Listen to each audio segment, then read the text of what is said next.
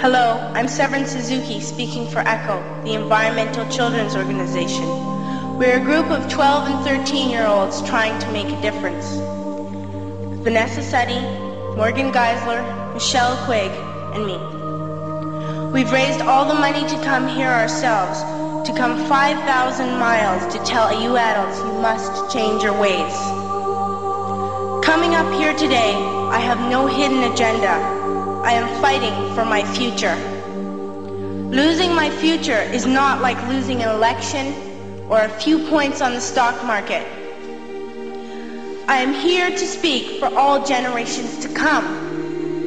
I am here to speak on behalf of the starving children around the world whose cries go unheard. I am here to speak for the countless animals dying across this planet because they have nowhere left to go.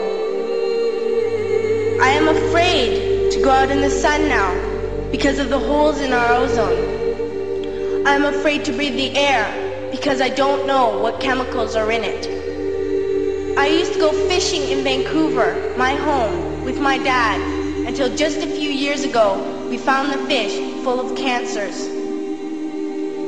And now we hear of animals and plants going extinct, every day vanishing forever.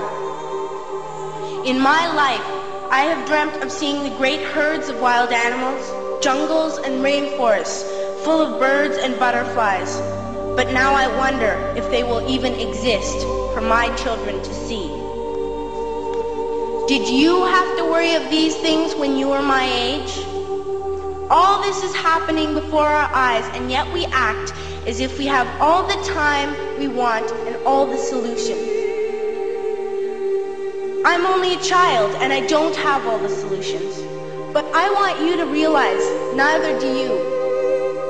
You don't know how to fix the holes in our ozone layer. You don't know how to bring the salmon back up a dead stream. You don't know how to bring back an animal now extinct. And you can't bring back the forest that once grew where there is now a desert. If you don't know how to fix it, please stop breaking it. Here, you may be delegates of your government, business people, organizers, reporters, or politicians, but really, your mothers and fathers, sisters and brothers, aunts and uncles, and all of you are someone's child. I'm only a child, yet I know we are all part of a family, 5 billion strong, in fact, 30 million species strong. And borders and governments will never change that. I'm only a child, yet I know we are all in this together and should act as one single world towards one single goal. In my anger, I am not blind, and in my fear, I am not afraid of telling the world how I feel. In my country, we make so much waste. We buy and throw away, and yet northern countries will not share with the needy. Even when we have more than enough, we are afraid to share. We are afraid to let go of some of our wealth. In Canada, we live the privileged life, with plenty of food, water, and shelter. We have watches, bicycles, computers, and television sets. The list could go on for 2 days.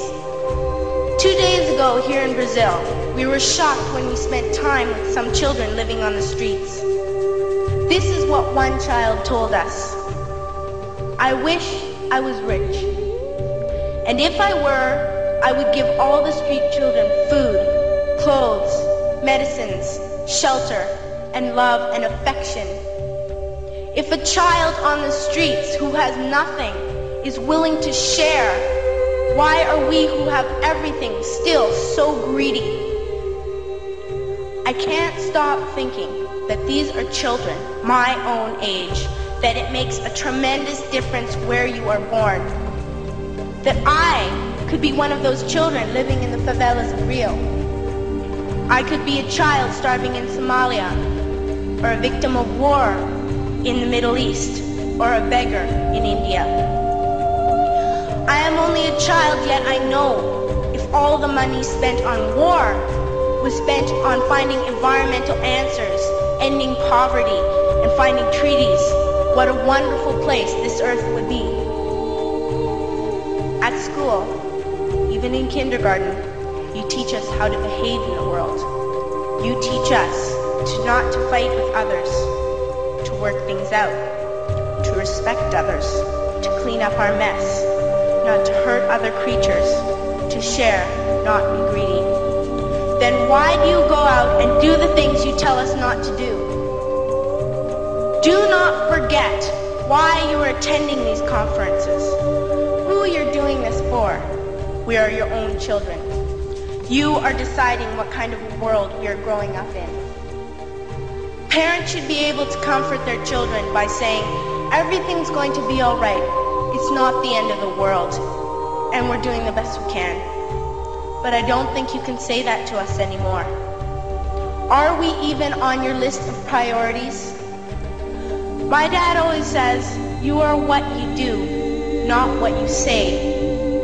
Well, what you do makes me cry at night. You grown-ups say you love us, but I challenge you, please, make your actions reflect your words. Thank you.